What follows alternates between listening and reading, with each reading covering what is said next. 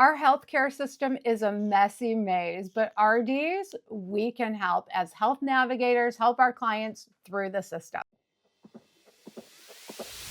Tonight we're running on the right track. I know we never gonna look back.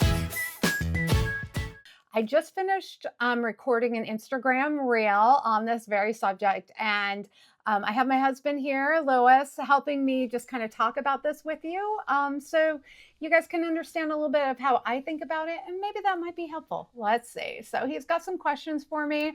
This is the first time we've done those together. He's been bugging me for a while to do a podcast. I'm like, but he finally talked me into it. So he's going to ask me some questions and let's see what happens. Well, first off, let's do a little bit of banter. Okay, So, what is some banter you'd like to do? So you're actually going on a trip next week, right? Yeah, so tomorrow I am leaving for the Mayo Clinic with my daughter, Lily. She is 13 years old. She has Down syndrome and she's had severe lung issues since she's a baby. We have had healthcare locally. We've been in the hospital multiple times every single year, ending up in the ICU. We took her to our local regional center, which was Vanderbilt. We weren't quite able to get the answers we needed, so we ended up going to the Mayo Clinic, going to the national level, like the place where they give you answers. And so this is our second time back. We found out she has severe lung damage. She has bronchiectasis. We're not sure why. They've done multiple testing. We're going to see if they have more ideas of why that happened, but they're doing a bronchoscopy and CT scan to see if the antibiotics they gave her were able to clear out that colonization. So yeah, we've had to navigate through this crazy system, and we've been local, regional, and national to get the help we need. Great. So one of the things that you mentioned that you've shot a few series of videos for Instagram Reels, right, to kind of give dietitians some tips about how to be health navigators. I think we're using this time to, kind of dig a little bit deeper and answer a few questions. And I think we want to encourage our listeners in the future to submit your questions, right? Go on to Instagram, let us know some of the things that you're being challenged with. But we like to replace those questions versus us coming up with our own questions. So the first one, I think, Treva, we had talked about, how do you suggest, in the video you talk about a thing called being a health navigator. How would you suggest RDs do that? Other than what you suggest in the video, hey, go ahead and look at sources online, kind of get research of what's out there. What are some other ways that you think that RDs could be better at being health navigators? Well, first of all, what is a health navigator? So, there are some major problems with our healthcare system. And one of them is that there's lots of silos. We have endocrinology, we have rheumatology, we have cardiology, we have orthopedics, we have GI. Like there's lots of specialists. And a lot of times if something that our client is dealing with doesn't neatly fall in a bucket, they can kind of be passed on to different specialists. And our healthcare system is not really set up to let's get to the root of the problem. It's like, do I know what medicine to give you right now? And so sometimes that can leave our clients without answers. And so they're not really sure what to do. So sometimes they'll come to us and be, they're a little bit out of hope, really. I've had clients, one of the problems is that often healthcare providers, if they don't know what is happening, they may just kind of dismiss what is happening. And our clients will feel like their doctors aren't listening or taking care of them. And that's a real problem because they're not really sure what to do. The average doctor has a 17-minute visit with our clients. And so it's not a lot of time to get answers and to really dig in. So one of our jobs, because we have a lot of time with clients, is to help them navigate the system. as dietitians, we see through all these different silos, and we can kind of help our clients go towards where they need, maybe help them, give them ideas of things that might be going on, or who they might need to talk to next, or, what labs might be helpful. And so that's how I see being a health navigator, is like helping our clients figure out the system and get the answers and care that they need. That's great. Did that answer your question? It did, actually. I gotta remember what the question was, but that's how I see being a health navigator. You and I have, you mentioned earlier with Lily's, with our daughter's, can I mention her name, by the way?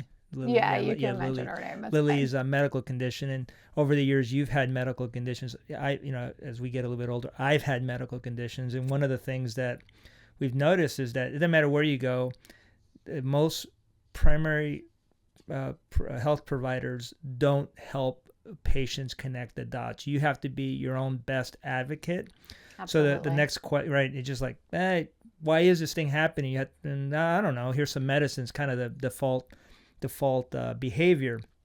So you talk about, help in one of your videos in the Instagram side. Again, please subscribe to Instagram to get more details on that. You mentioned that people need help connecting the dots. So my question is, why is the system broken, and what can dietitians do to help make the system better? Why don't doctors help their patients connect the dots, and how can we, you as a dietitian, help fix that?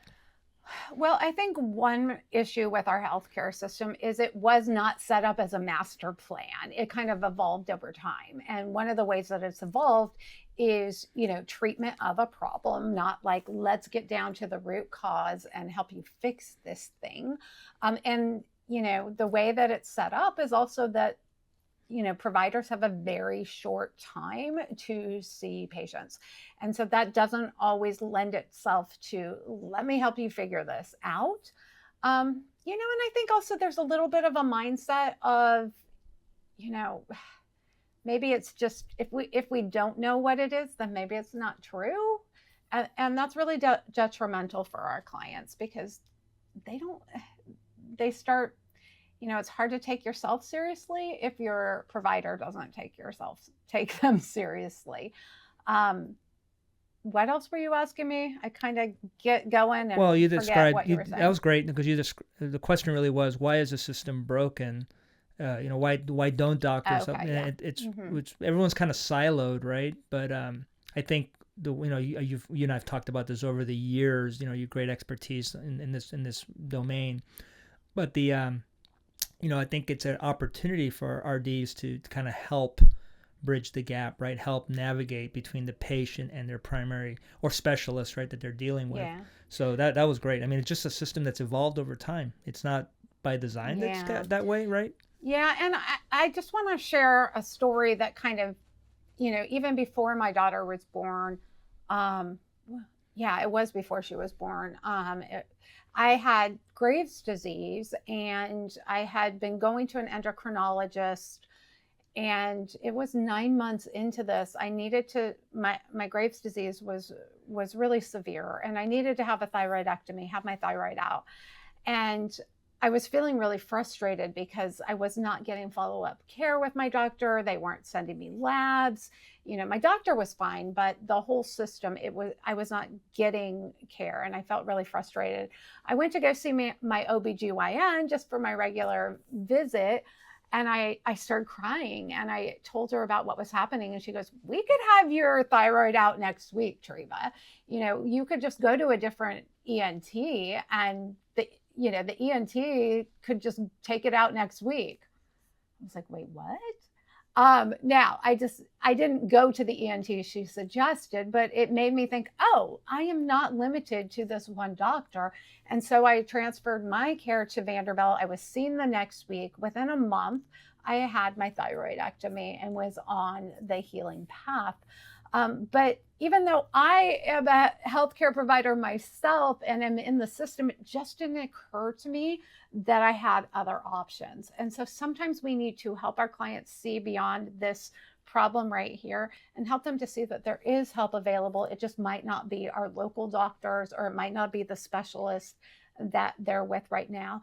And a lot of times our clients need that help learning what to say, who to go to, or how to self-advocate. And I think one of the most important things that I tell my clients is that this is real. Hormones are real. What you are dealing with is real. Just because we don't have an explanation yet doesn't mean it's not real. And so that is so validating to clients, to feel like we hear them and understand them and are trying to help them get the care they need. So that's great. I think you've probably seen a lot of people that are come to you very frustrated. So kind of a final question for today. A patient shows up, they're feeling lost and frustrated. What are some prompts that dietitians could use to help the patient gain back or take back control? Well, one of the things is kind of pointing them in the right direction, like, which specialist might they go to?